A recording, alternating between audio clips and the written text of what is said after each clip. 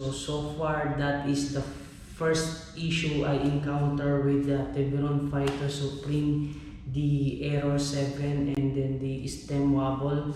So to Teverun company or Teverun company, I just want to say that for every item that you will send to your client, it should be 100% checked, because see, the customer is waited for so long, around 3 months they will wait the item, and the unit are very expensive.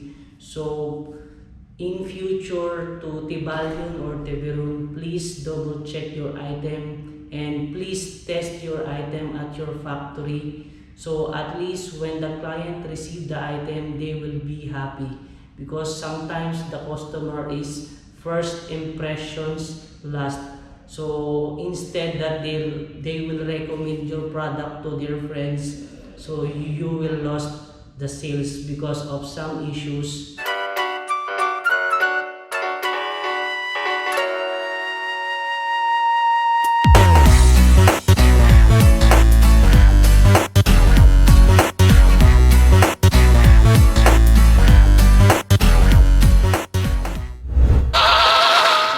Teverun Fighter Supreme, and then suddenly I saw an error 7 in the TFT display. So I'm worried because this is the first time that I have a Teverun Fighter Supreme, and then just now I opened the deck and I will show you what is wrong in that connections.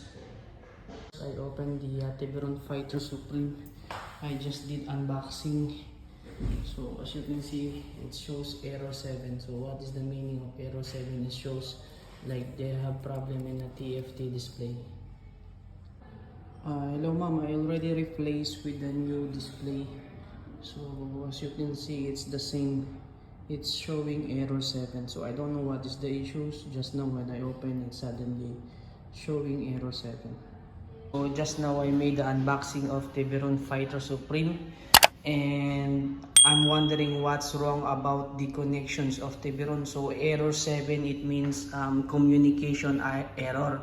So it's either you have a problem in display or you have a problem in controller. So what I did, guys, is I opened this PCB box cover, okay, and I noticed that the main controller, this controller from the rear controller is removed. So I don't know what happened. It's like maybe it's removed from the deliveries or from the factory. What I did, guys, is I connect this part. So this is the for the rear controller, and this part is the for the front controller. So I check it again now, and as you can see, guys, there are no error 7 now. So it's either the problem is in these connections remove or the PCB box, but now I fixed already, so the scooter is working. So another issue that I encountered to Teverun Fighter Supreme after I did the unboxing is this, the stem wobble. So as I can feel that there is little bit wobble on this side.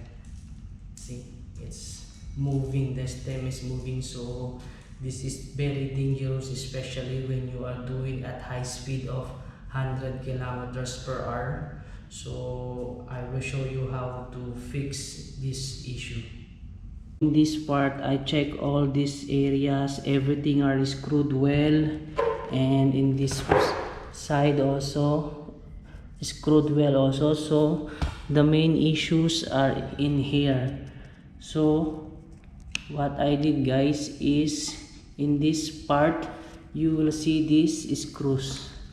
Okay, so as you can see, once you close, there are no grips, so it means this area having a problem. So the solution, guys, is you just need to adjust these screws, these round screws.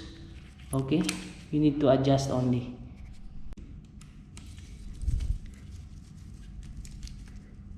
And check.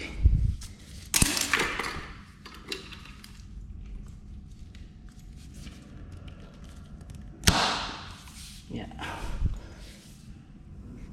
You can see now the stem is is stable, so no wobble at all, and I feel secured now because of you need to tighten only the screws here.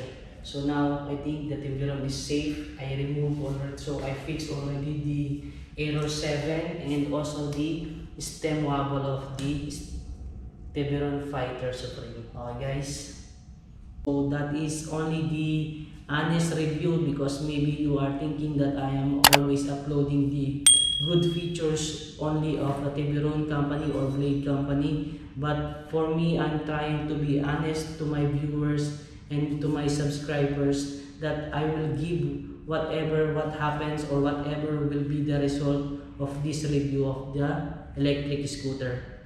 So at least in future they will make a better items, or you will receive the items better than this. Okay guys?